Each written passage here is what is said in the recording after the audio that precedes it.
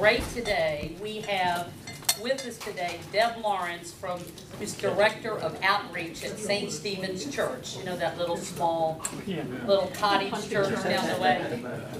And also Reggie Gordon, who is, I think, wearing about 3 hats. He literally walked in the door after being at St. Paul's Episcopal, which is right across the street from Peter Paul's. So he's already done that today. His position is he is Director of Community Wealth Building for the City of Richmond. I remember first seeing Reggie, and when I was looking at your bio, I thought, God, it couldn't have been 20 years ago. For a Wednesday night dinner downstairs where he talked about Homeward. Since that, he's done positions at William Byrd and the Richmond Red Cross. So we're excited to hear him. These two have so impressed me with their passion about transforming Richmond neighborhoods. It's something a lot of people are interested in. We keep wanting to see what we can do, and I just think with these two we have a chance to learn a lot, and they are also open for questions. Is that right? So I know you all tag team it. I'll let you all choose how you want to go first. Thank you. Thank you so much. You bet. Good morning, everybody. Good morning. I see lots of friends here. Good morning. Good morning. So I am honored to be here with Deb Lawrence, and you'll understand why as we spend this time with you. So my job is to solve poverty in Richmond. So, okay, all right, a lot of work to do. Richmond is recognized nationally as a city that is trying to get this right. We're the first Office of Community Wealth Building in the nation. And let me tell you why it's important that it's here in Richmond. A lot of us have been dealing with issues that affect people who are poor for decades. And this congregation is no exception. Just think about this. We have spent hours and hours of volunteer time, lots of resources, I would say millions of dollars. And I often hear, this is how our conversation started, to what end? We can drive through Richmond and we can pinpoint the good neighborhoods and the bad neighborhoods. We can pinpoint the good schools and the bad schools. But we've been doing this for decades. So, the Office of Community Wealth Building proposes it's time for a new movement to really go deeper to understand exactly what policies and structural things need to shift in order for people to find a pathway out. As opposed to meeting them where they are, we want to see fewer and fewer people. Our goal in the office is to reduce the poverty rate by 40% by 2030. Right now we have a 25.5% poverty rate, which means about 51,000 people who are stuck. Now, if you can pass that out, Deb. This is we're trying to distill this down so people can understand what this means for our community. So the problem, 25.5% poverty rate. The shared vision is how do we work together in a new, more aligned and organized way to get people to a point where they are financially stable or at least have some economic well-being. When you open up this document, you will see that after years of research and studying and pilot programs, we've come to the conclusion that it's us. We need to first shift. So, if you remember nothing else today, it's the top line on the second page, which is to move from a charity framework that is most exemplified by annual demonstration of care between Thanksgiving to Christmas to a self-sufficiency framework exemplified by intentional hiring practices. This is a good time in our country. The economy is doing well. unemployment rate is low. So if ever there were a time to go all in with those thousands of people to find out exactly what is the barrier that has precluded you from getting to a job that allows you to meet your daily expenses as well as have money for an emergency, now's the time to do that. In order to do that, it means we need to be in closer proximity. Richmond is ranked near the bottom of a list of economic opportunity for this nation. Although I'm a Richmonder, lots of beautiful things about our town, our city. We all know what those are. But when the economic mobility index is examined, Richmond doesn't do that well. I think we're in contrast to Fairfax, let's say. Fairfax is much better than Richmond, and I'll tell you why. In Fairfax, if you're born low wealth, chances are you're going to, say you're a kid, you're going to go to school with public school with children who probably have some money. There's a mixture. There's a socioeconomic mixture in the public schools. If you're born low wealth in Fairfax, chances are you might live in a neighborhood where you're going to pass a home that is occupied by someone that could be a millionaire or very well connected. It's this diversity of socioeconomics that allows connectivity and relationships. So imagine that kid who's low wealth kid in school with someone whose parent owns a business. They're buddies, they play football together, they get to know each other. When it's time to go off to college to get a job, you're gonna call your friend and say, hey, my dad owns a company. I can see if you can get you on here. There's this way where there is a possibility for interconnection and relationship. Contrast that with Richmond. In Richmond, if you're born low wealth, you're gonna probably live in a neighborhood that's filled with low wealth people. It's all concentrated. Your school will be filled with people who are low wealth, and vice versa. If you're middle class or upper middle class, neighborhood's the same, school's the same. So therefore, the chances that there is this relationship that happens is slim to none. And that's why you've read the information, so even your life expectancy varies based on where you live in Richmond.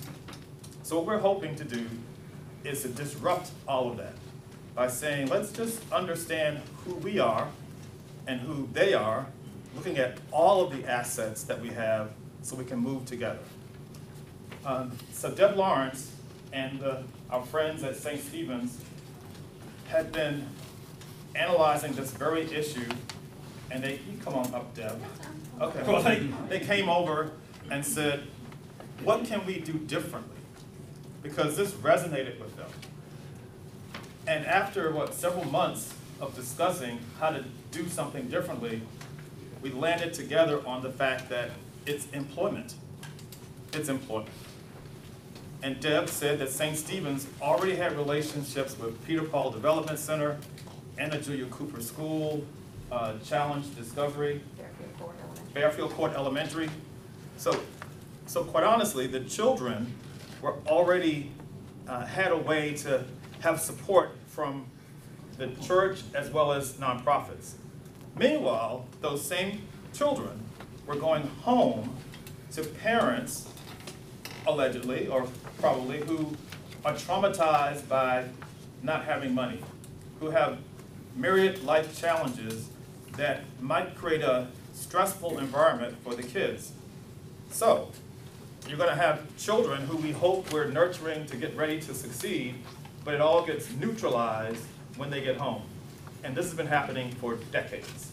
And we wonder, of all of this work, why is the high school graduation, all the time we spend with kids in Richmond, why can't we pinpoint, well, this neighborhood, because we've been there for so long, that school is really soaring, legitimately. So, St. Stephen's said, we will hire 2 employment specialists or employment specialists to be on our team, but will actually provide support, dedicated support to 20 families that have children in those programs. This is how it's done, moving from a charity framework to a self-sufficiency framework. So we're going to, and that has happened. We're going to extract probably a head of a household in one of those, with children in one of those programs, and go all the way in to determine why has this father been unable to make more than $8 an hour for years? What are the challenges? Do they need different training, which we have dollars for? Do they need different support in order that they can have access to a job that pays a wage that allows them to be free of government support? Imagine that. That's the goal. Here's how this works in real life for too many people. And I have learned this since I've been on this job. Anybody heard the cliff effect? You know what that means? Okay. If you live in public housing, if you receive public benefits like SNAP, that's for food, you have to report, that's a government program, so you have to report your income level. We have gotten people jobs. Here's an example. A woman, we got her a job that paid $11 an hour, which is pretty good, working security. She was so good at her job that she was promoted to armed security, which means you get to carry a gun. But when she got promoted to armed security, that meant that her employer was placing her in a location that was beyond GRTC. It was out in the far West End. All right. When she reported that increase from $11 to $12.30, $1.30, when she reported that to Richmond Redevelopment Housing Authority, as she was supposed to do, she was, her rent went from $500 a month in Fairfield Court to $1,000 a month. Meanwhile, when she reported that amount to Department of Social Services, that $1.30 increase, her benefits, SNAP, went from $400 to $100. So when she's a smart woman, she's doing the math, she has 2 kids, and she's like, I'm going backwards when I take a higher paying job. And that, my friends, is why some people say, I'm not going to work. The system runs counter to mobility. I did not know this 2 years ago. So therefore, when we talk to these women and men, they're saying, you all don't get it. I know in theory, you're trying to force us to succeed, but in actuality, it puts us in jeopardy. And unless and until we change the policies and the structure to provide a bridge for like a year or 2 to say, take that higher paying job and you won't lose your benefits. Or take that higher paying job and you maintain your housing. So here we have people who are paying $1,000 a month to live in public housing. And that is not uncommon. So that people are working 2 and 3 jobs, but the perception is what we all see on the news, because that's what makes front page news, drugs and violence. But it's like 5% of the people. The majority of the people are trying to figure out how to make their way in this world. And that's why they say we're not listening. Now, we're grateful for St. Stephen's because they're trying to model the new way that Richmond should address this issue. If we're going to solve this issue in Richmond, we need to go all the way in and take someone by the hand for not 1, not 2, maybe 10 years. Meaning, that employment specialist will get to know the real details in the lives of the people, who we're working with. If we find out, for instance, or they find out that the reason this woman can't move forward is because her car is not stable and she needs a new car, but there's no way for her to get it fixed quickly, then the case managers will come back to St. Stephen's, to the congregation, and say, here's what Ms. Jones needs. She needs to get this car fixed. Does anybody have access to a car or a mechanic? If the answer is yes, done. As opposed to, here's some turkey, and here's some toys for your kids. It's this shift for what is the exact thing that will allow the doors to be opened up for that family. So this is kind of radical in a way, because we're so used to believing that what we're providing is what people need. We're saying, well, maybe we should step back and have people tell us what they need in order to break free. And this is about freedom. This is economic justice. I mean, it's been we've been doing this, all of us, for so long. And I look around the room and I know a lot of you have been doing this for a long, long time. We have got to get this right. There are people who are studying Richmond as a prototype for how we can change America, should we be so bold. We're a medium-sized city, and most of us are in close proximity. We also, you know each other or know someone that knows somebody. So what we're suggesting is, why not have that happen with all Richmonders? Is there a way, and St. Stephen's is trying to model it, where we get to know the people across the figurative tracks, on the other side of the tracks? They're mothers, they're parents, they're people who have dreams, disappointments. Just like our families, there are people who have addiction issues or mental health issues. But if you don't know anyone that can help you think through, how do I get up today and plow on when you don't have money? That's the difference. When you have money, you can sort of figure out how to get treatment or have a support system, but remove the money from the equation and you are, you're just there and you are feeling hopeless. I have, on these Friday listening sessions, we bring in people and they talk to us, and during my first few months there, we had a mother who felt grateful for the opportunity to come into City Hall and meet the guy in charge.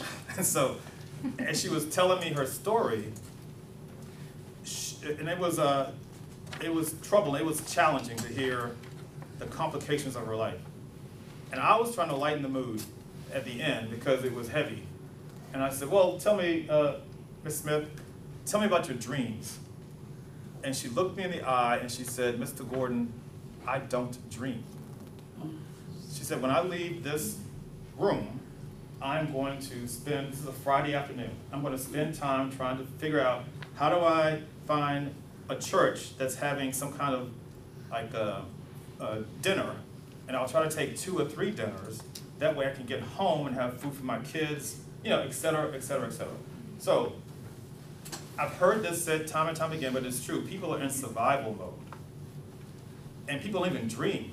So I didn't realize dreaming was a luxury until I've been in closer proximity to people. And I've been working in nonprofit work for a long time in Richmond, as a lot of us have.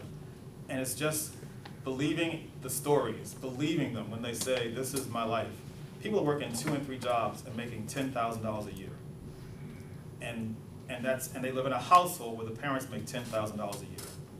And so therefore, not that this is right, but I see why kids do antisocial things, act out, sell drugs, try to live for the moment, because they don't know anyone, that they don't have access to someone who hasn't had that experience. It shouldn't be an anomaly when you're successful. And I think that is what happens all too often in low wealth communities. That's, wow, he made it out. He's a football player or entertainer. As opposed to, just think about our networks. We expect people to survive and thrive and do well. Deb, you want to? I guess Yes. I'm having a serious issue trying to understand where you're coming from because of my own life, where I came from. And here, sorry. I'm having a difficult time understanding all of this because, yes, I know what it's like to go in and apply for welfare and say, wait a minute, I'd rather do this on my own and walk out the door and accept my $2 an hour job. I know it was the 1970s, but yes, I know that. But see, in my mind, in my life, growing up on the street in New Orleans, if you go back there now, there are trees growing up through the house where I used to live. But I had a grandmother who had to quit school in 2nd grade to take care of the rest of her family. But that grandmother, my mother, would not stand for me to act up in school. Back in the South, there was a good saying that you can be poor, but you don't have to act poor. So yes, I stood out in my neighborhood because I wasn't allowed to act poor. But I know that, it's a struggle, yes. Yes.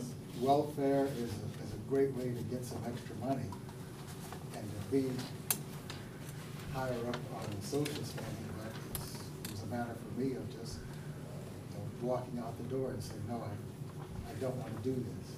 I'd rather go ahead and finish paying my way through college, knowing that on Sunday I could put that $10 worth of gas in my car, and that was supposed to get me back and forth to work till the next Sunday, and I could budget more. So I don't see that family input. I think that's, you just said, it's your grandmother or mother, that's what is missing. And that's what we're trying to create through what's happening at St. Stephen's. It's that network. Yeah, we all have, I think we can all look back on our lives and figure out the mentor or the person that pushed you or encouraged you or forced you to reach for the highest, reach for your dreams. I have found there are thousands of people, because of the concentration of communities where everyone is disillusioned by the American dream. Disillusioned. I never was disillusioned. Well, there are people in Richmond. There are people in Richmond who we have talked to who feel, you know what, there's nothing here for me, so I'm going to create my parallel way to survive in Richmond. We need to then come forward and be that grandmother or that mother. The programs are generic. We need to be really specific. So what we're proposing is, once we find those families and those kids, we step in. They can pick up the phone and call us. If it's not happening in the household, then we turn into that person that says, you know what, you can do it. Get up and go to work. Study hard in school. Now I know it sounds like we are trying to engineer a household, but we do know how to get out. But if you don't have people that you see on a daily basis that can give you the kind of encouragement that you received, then that's why it's falling apart. And people are about latchkey kids and all of that. You know, my schools in Chicago were so overcrowded that we only went to school 4 hours a day. Mm-hmm. But Mom had to get out to go to work at 7 in the morning. At a young age, I was responsible for getting myself up and getting myself to school at noon. You know, there was nobody there to cook breakfast or lunch for me, but, you know, the one time I decided not to go to school, I got in so much trouble, never try that again. Right, yeah. No, I think, I agree with you. Everything you're saying is so true, but what I have come to understand, and probably a lot of us, is there is this void, and I can't really explain it. It's unfortunate, but we want to be able to respect. Let me back up. We have spent a lot of money on children. It might be time to look at the parents, because your parent is your role model, your best teacher. We have all these nonprofits filled with talented, educated folks who are working on strategies to help children make it through school, elementary school, middle school, high school. But if at home, your parent doesn't have the tools that your grandmother or mother had, then it sort of becomes neutralized. And if we can figure out how to, in a way that doesn't appear to be insulting or demeaning to that parent, help them, that would be great. Here's an example of last Christmas. We had a woman that came toward us. She's one of our ambassadors, we call her, and she had 4 kids. She's a great mom. She works a couple of jobs, you know, and as she was telling us her story, when she was finished, it was around holiday season, and we asked her, what can we do to help you? And this goes back to the whole mechanic auto piece. She said she didn't want anything. She said, I don't need anything. She said, this is the holiday season, it's Christmas, I'm a Christian. When we wake up on Christmas morning, we're gonna bake a cake and sing happy birthday to Jesus. If I have something extra, I would go to my neighbors and give it to them. So when she left the room, the volunteers were like, we're gonna surprise her and shower her with toys for her kids. And we're like, stop. This is where it goes wrong. Because we would feel good about that, but just think how that undermines her parenting with her children. And so she did call us back 2 days later to say, the truth is, well, I need money to get my car fixed, $150. And that's what we gave her. So that's why moving from charity to self-sufficiency, because so we can support and encourage people to meet them where they are on their own terms. Some people, she's right there. She knows how to get herself and her kids to a different level of stability. But there are others who don't at all. Yes? There was a gentleman named Hal Todd, worked for the city for many, many years, assistant administrator. He came to our church 30 years ago and said that annexation, by it being denied to the cities, was actually forcing the concentration. Yeah. And that was needed to change because that was causing lots of the systemic large-scale problem. Yep. I think I have a map. That is true. So that's why here's a map of poverty in Richmond, and you can look at this 95, the East End, the things that happened 60 years ago, which were from redlining, from mortgages to it's a laundry list of political or policy decisions that cause poverty to be concentrated in particular neighborhoods. So that's why, in contrast to Fairfax, you have people living next door to each other who don't know anybody who has successfully finished high school and gone on to college, with the exception of somebody that they see on TV. That's why little boys want to become football players and entertainers, because they don't know engineers and, I'm generalizing, but there's a lack of interconnectivity because of the socioeconomic segregation. So a way to solve this is to deconcentrate poverty. Now, that means that if someone wants to build a multi-family housing development in your neighborhood, this is where rubber meets the road. Are you going to say, all right, some mixed income, fine, or are we expecting, well, that belongs over there, that's just what happens day in, day out. And because I think that's why we default to toys and yes. Maybe totally different than what we've been talking so far. For this to really be successful, I applaud the changing the model of the bridge. I mean, that makes a lot of sense. One of the differences between here and Fairfax is that Fairfax has been generated by influx of government jobs. Right. So all of that money is flowing into the Fairfax and the United States government. That's clear. If we in Richmond don't identify a way to bring meaningful wealth-generating employment into the city, this will be nice, but that's all it's going to be. Yes. Because you've got to have some place for that wealth to be generated so that these people can share it. Yes. When I started this job 2 years ago, and Deb, you can jump on in whenever you want. Okay. When I started this job 2 years ago, Dad Williamson created the office, and there was a report, and we produce a report every year, and it had the elements that are necessary to help people to navigate through to self-sufficiency. It includes transportation, education, you name it, 18 different domains. They're called the self-sufficiency domains. We, as a team, said, but it's jobs. If we don't find a way to have higher paying wages, we're going to be here 10 years from now, 15 years from now with the same issues. Because even though we have programs for kids, after school programs, communities in schools, if that's all for naught if the children don't have that connectivity to something that's going to give them a different possibility. So we do work with economic development in Richmond, and quite honestly, we've been used as an incentive for corporations that come to Richmond. The mayor and others are saying, Richmond has an Office of Community Wealth Building.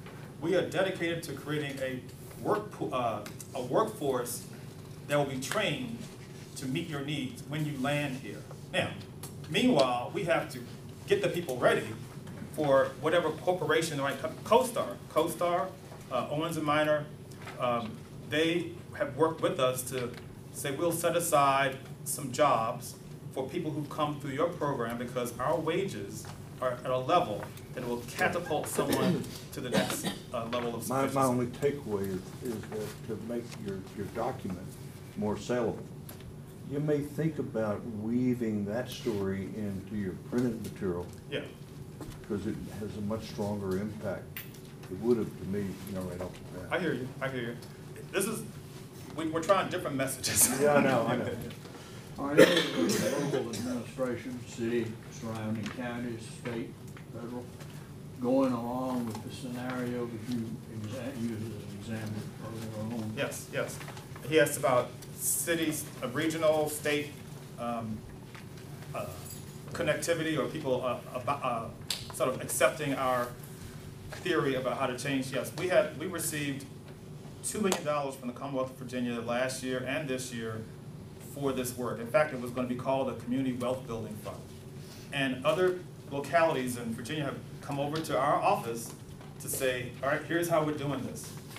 The money, which was TANF money from the Department of Social Services at the state level for TANF recipients, because the whole idea, regardless of your politics, is work. We got to get people into better paying jobs.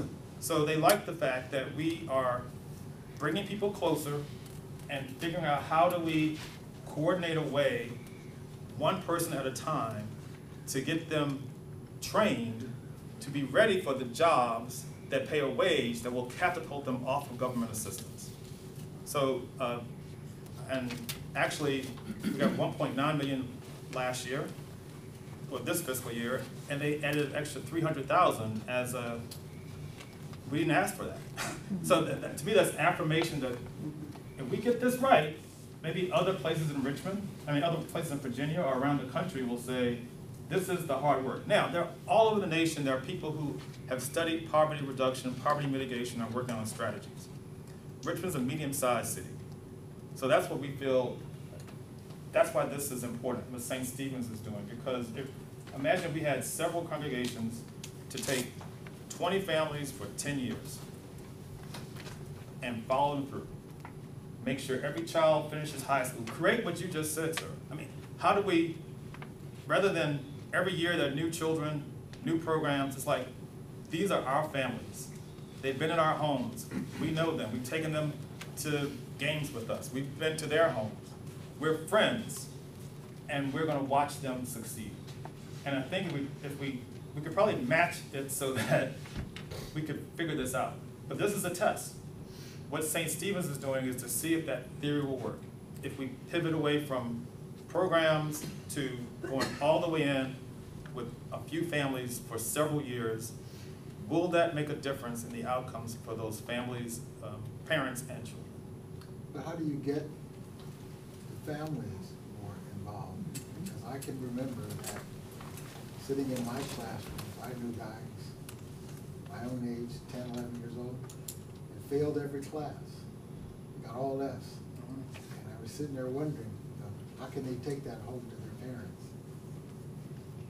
My parents would have been there the next minute. Right, yeah. I feel like you are, you're making the point. You're right. It takes someone at home that's invested in your educational success. I have all these anecdotes because I've been doing this for years. When I was working in homeless services, I was mentoring, I don't want to run too late, but mentoring a homeless teen, and he was not doing well at John Marshall High School. So I went with his mother to talk to the guidance counselor. He was not going to school, he was disengaged at school. And the guidance counselor said to the mother, you need to make sure your son gets up out of the bed and comes to school. And she nodded. She was quiet, but she just nodded in the affirmative. We left him at school, and I took her back to her apartment. She was riding with me, and she said, Mr. Gordon, I don't want my son to leave me. She said, he's all I have. If he graduates high school, he's going to go off and leave Richmond and leave me abandoned. And what I was hearing was, I don't care if he doesn't get up and go to school because I want him to be here. Our parents would never have said that, but that was the first time I've heard it. But I've heard other people say, some parents, because they don't have connectivity to us, I'm gonna say, or people who dismiss that as, you can't think that way as a parent. You know, what if that's, your neighbor feels that way, or the person around the corner feels that way, and years go by. But maybe they just need to find a better way to understand we can support them to find a better life situation for them. Maybe she needs to go to school, or maybe she needs the support from other mothers who have navigated life for their kids. But if she doesn't know those mothers, she's on her own, and that wasn't a healthy story. Yes? I would love to hear more sort of the brass tacks, or what model they're using, like how do you get your volunteers, how do you train them? Sort of are you prepared to talk about that? I am. Yeah. I would love to know. Wow, I don't want to. No, come on up, No, come on up, I come don't on want up, to yes. cut you short. No, we're tag teaming, we're tag teaming, yeah. And Reggie's given St. Stephen's a lot of credit this morning, but I briefly want to give you a little history. I wish I could say that we woke up one day and say, oh, let's do this, and we made it happen. That's not the case at all. Just to give you an idea, about 4 years ago, we began a capital campaign at St. Stephen's for our facility. Church is 100 years old. We decided if we didn't do something to fix our HVAC system, it was coming crashing down. So we had a lot of facility and site stuff to do, but our parish thought, you know, that's really great. We're going to spend, you know, millions of dollars to fix up where we are. We need to have some component of this campaign that is meaningful, that's not physical structure related, that's outreach related, and that could help a need, something in the city. So we decided there were 3 criteria that project needed to meet. One was to help our existing partners in the East End, like you all with George Mason. We've been involved at Fairfield Court Elementary for 20 years, Peter Paul Development Center for longer than that, and we helped with some other churches begin MGU Cooper Episcopal School. So we wanted something that would work with those partners, assistance partners. Secondly, we wanted something that could engage our volunteers deeper, go deeper. We send mentors, tutors, just like you all do over the East End. That's great, and that's wonderful, we need that. But how can we get our parish and our congregation involved even deeper? So that was the second criteria. The third was, what is going on in the city? We think we know, we really don't know that much. What's going on, what need can we meet, how can we facilitate some change? So given that, we spent literally over 2 years trying to figure it out. We went through, it's childcare, it must be childcare. Well, that really didn't pan out. Education, well, we're so involved in education. No, we kept hearing jobs, jobs, jobs. We went on walks in the East End with Andrew Terry, who's the pastor at St. Peter's Episcopal Church, right next to Peter Paul. We talked to community members. We talked to city leaders, council members. We kept hearing employment. And as Reggie said, you know, we took care of kids and families that were at AJC, Andrew Cooper School, all day long. Wonderful environment. Peter Paul after school. We were there at Fairfield, like George Mason. But when these kids went home, and when they go home at the end of the day, they're walking into a house where the caregiver, whether it's mom, whether it's grandma, aunt, once in a while, a dad, laying on the couch, depressed, not have a job. In about 15 minutes, you have undone everything that you have done and supported that day. So we kept hearing jobs, jobs, jobs. So, okay, we're gonna do something employment. What do we do? Well, we had already had a couple conversations over the years with Dad Williamson at the Office of Community Wealth Building, and then we heard about this great guy, Reggie Gordon, coming to the Office of Community Wealth Building. And you know, Thad, in my view, and this is my editorial comment, in my view, Thad was the thinker. He was kind of the creator, the big picture professor. This guy came in to start getting it done. But I'll tell you, I'll say this in front of Reggie as I sat behind his back. We had to think long and hard before partnering with the city. Why is that, Deb? As you all know, if you don't, completely live on a rock, like I feel like sometimes I do, not a lot of great stuff's coming out of City Hall. I mean, that's the bottom line. I mean, I live in Goshen, I lived in the city, it's, but after talking again to people all over town, we kept asking, who is doing the best job with employment assistance? Who has the best model? Who has the best questions they're asking people to get to the bare bones, what's going on? And we kept hearing the Office of Community Wealth Building with a department under that called Center for Workforce Innovation. So we went and talked to Reggie and have had conversations, and I can tell you they are doing it right. And they are doing a really good job. They have the data and the stories to prove it, and I was a skeptic. So we thought, okay, we can maybe partner with the city on this, but we've got to bring in our East End partners. So we are working with the Peter Paul Development Center, Fairfield Court Elementary, and Andrew Cooper School to come up with this entity that is a public-private partnership that we're not sure exists anywhere else. You know, we don't know. Again, we're trying this. We have a faith community, and we are also in collaboration with St. Peter's Episcopal Church. We figured, you know, we had some relationships and ties with them from our work at Peter Paul. They're right across the street from the Peter Paul Development Center. So why don't we try this collaboration and partnership with them? They live and are located right where the need is. Yeah, they have a great center downtown, and tons of people go there. But the people we were talking to on 22nd Street and Fairfield Court and Craig Court, they didn't know it existed. They had no idea. And even though it's about 3 or 4 miles, they still have to change the bus like 2 or 3 times to get there. So why not take this employment center that we're trying to create and take it to the neighborhood where the folks are, where they can walk and make it easier access. So let's overcome one barrier right away with transportation. So we're putting together this collaboration of faith community with St. Stephen's and St. Peter's. And then we have our public piece here with the city, the government agency, and then the third prong with nonprofit partners in the community. So the 3 I just mentioned, and we're adding Challenge Discovery Projects, another partner of ours that does a lot of work with youth in the city and the city schools. So we have created this thing. We thought, well, what are we going to do? Oh, great, we can hire somebody. Anyway, backtrack. The funds, part of the funds that we raised for this outreach component for our capital campaign is what is funding this. So again, we weren't able to just wave a wand and say we have the money to do this. It's from pledges from people from the capital. Deb, are you willing to share kind of rough? It was a $10 million campaign, and whatever we raised, we were hoping to be 10 or 11 million. We said 10%, but we make a tie. So 10% of it would go to this outreach project, whatever it is. So we have close to $1 million to spend on this. So it's a chunk of money that won't last forever. So I'll tell you a little bit more about that as we get down the road. It's a finite amount of money. When it's gone, it's gone. So we have this collaboration of all this, and we've talked to our partners. They thought, oh, great, we can work on this. And then we start talking with Reggie in his office about, well, we can hire an employee, we can hire an employment coordinator to work with these families that come in and so forth.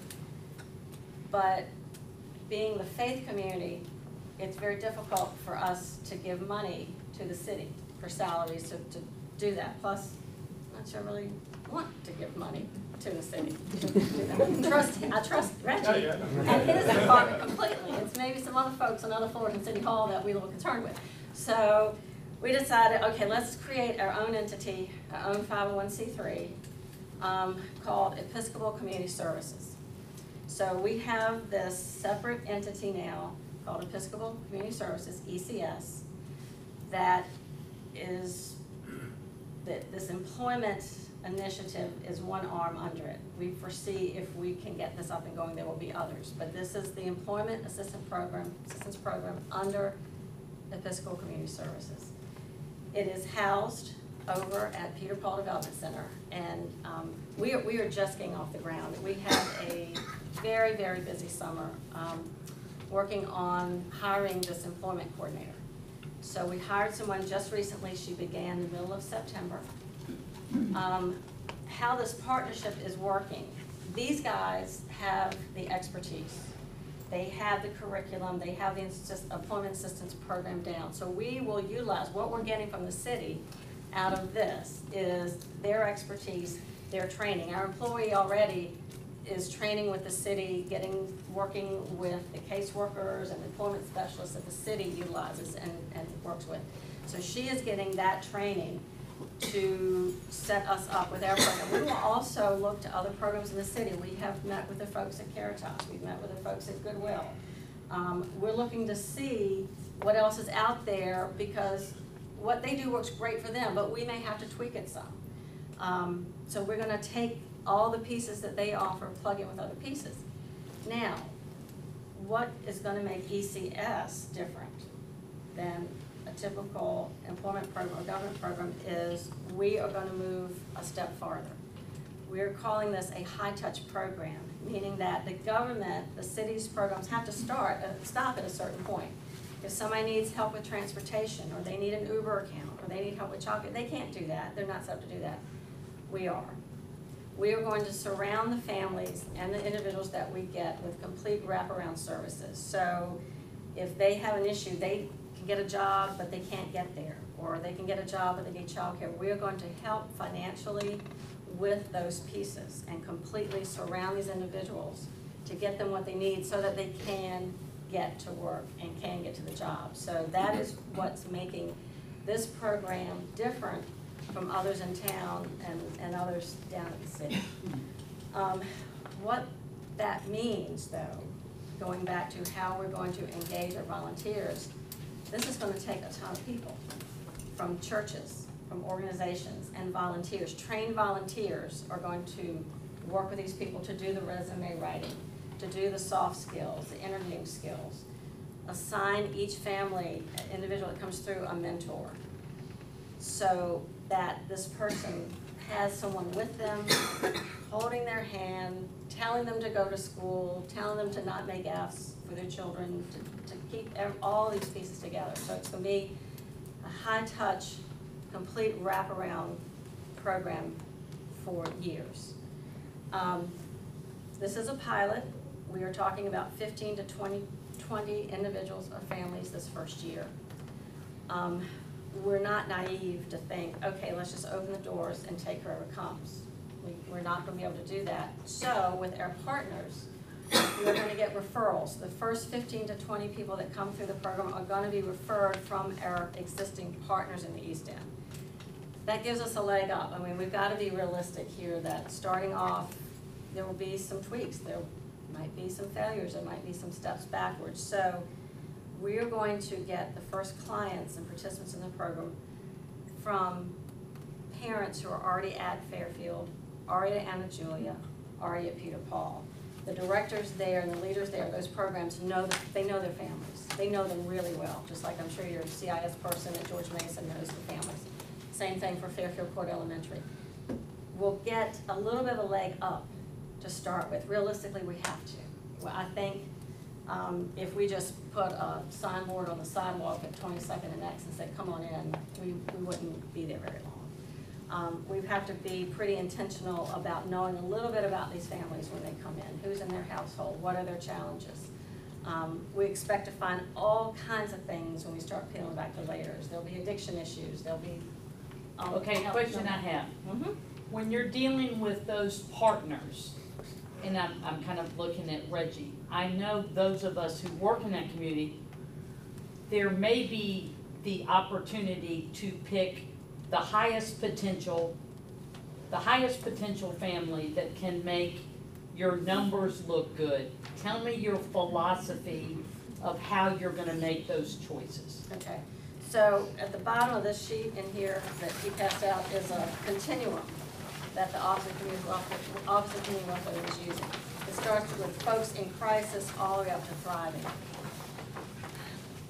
We are going to get folks, spread them out all across that continuum. It would be, on the reverse side of what I just said, it would be real easy. Well, let's just get families who are in that stable, that safe stable on up, because they're going to be so much easier to work with. And they'll already have a job, and they're already, we'll get some of those. We also are going to on purpose, get folks in crisis and at risk. We want folks that are coming along all across the continuum. We don't want to just cherry pick the best people. I do feel like, and someone can argue that we are cherry picking a little by going with families from our existing partners, that we will already get some intel on, basically, and know. Yes, sir? Don't we want to have successful families so that we can take those 20 families or whatever and then present them to the community? Instead of having, Reggie talks about football players, whatever, now we're taking regular people to the community and saying, look, these people are successful now. They're starting to, you know, they understand how society works. And this is how it works. And you don't have to get a turkey and a toy. This is the way it works. So when you see the 20 families, then you build on it. That's the whole Yes, idea. yes.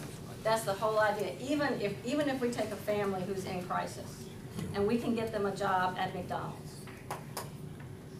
we're going, at the same time they're working at McDonald's, we're going to be working with them to move up to the next level job. But to show their community and the people they live next door to that, hey, I went over here and yes, I have to be committed, and I have to work, and I have to attend these meetings, and I have to show that I've got the gumption and I'm going to stick with this. But if they go back and they show people around them that, well, hey, I've got a job at McDonald's, but at the same time, I'm going to class on Wednesday night to do such and such else, that's a win. I mean, in my book, that's a win. Because we're only going to keep moving forward, and they can go back in their community and show that this is what can happen if you decide to become dedicated and work toward getting employment. Can I say one thing? Yeah. We are establishing an ambassador program. We did it last year with 20 people who come through our workforce, but yeah, all these people, we need to have them interface in the community, not us. This is the big shift too. It's called the ambassador program. We actually are taking them through a Leadership Metro Richmond-like experience, because we're saying we want you to be equipped to hold meetings in your living room, to go out and talk to your friends and colleagues, to point them in our direction, because here we are waiting for the people to come, but the best advocate is someone that actually is living. Exactly. So we are doing that. We'll let them do the talking for us.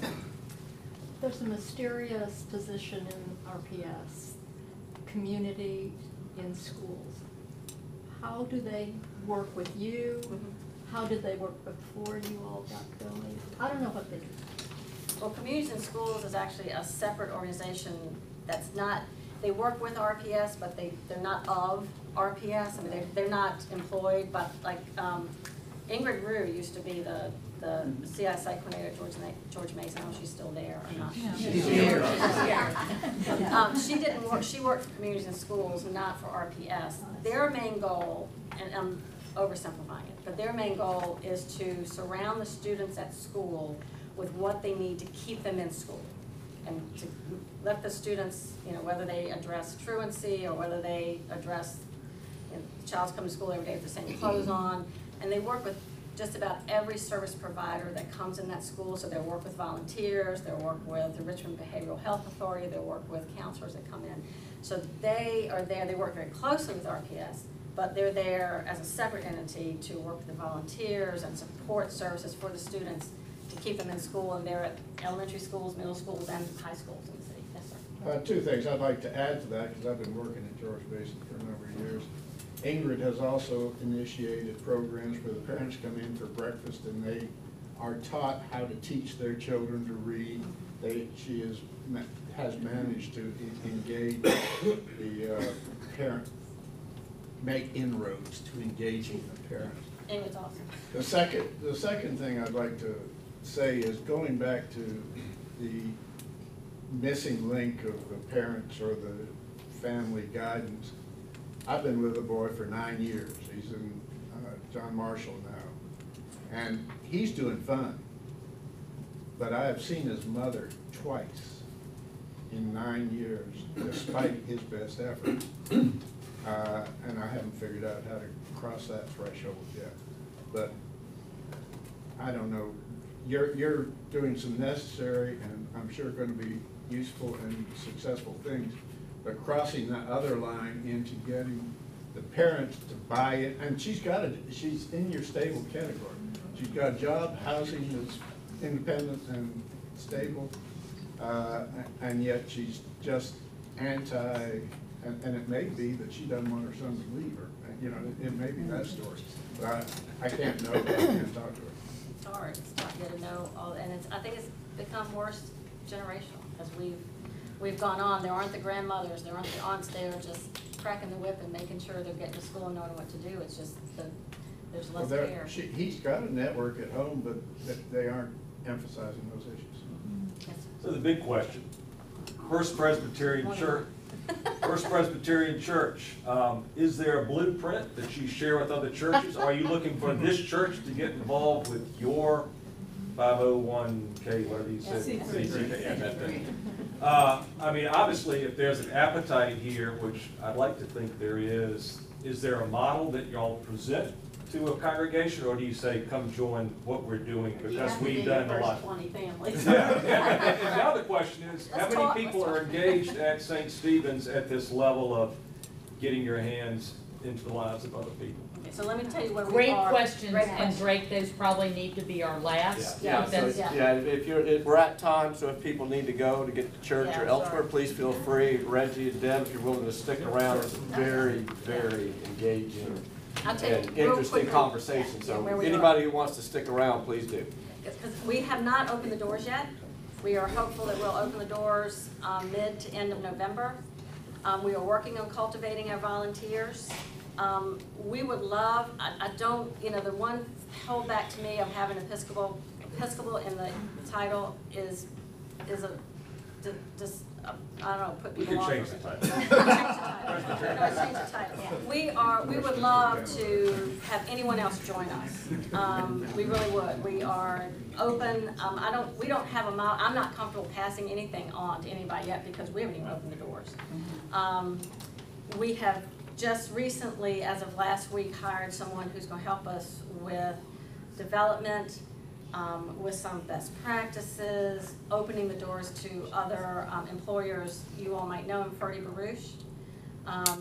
He has totally left his career of decades and is now working full-time, has come on to work full-time for Episcopal Community Services. So, short answer, we would love to have anybody join us, all sorts of faith communities all over town. We're looking for volunteers from the East End community churches as well as churches in this area. But yeah, we have a lot of work to do. This is slow. This is going to be extremely difficult. I don't sleep nearly as well as I used to since I met him. Sorry. And so we're not pretending to to know what we're doing. We're trying to go about the slow and do it really well.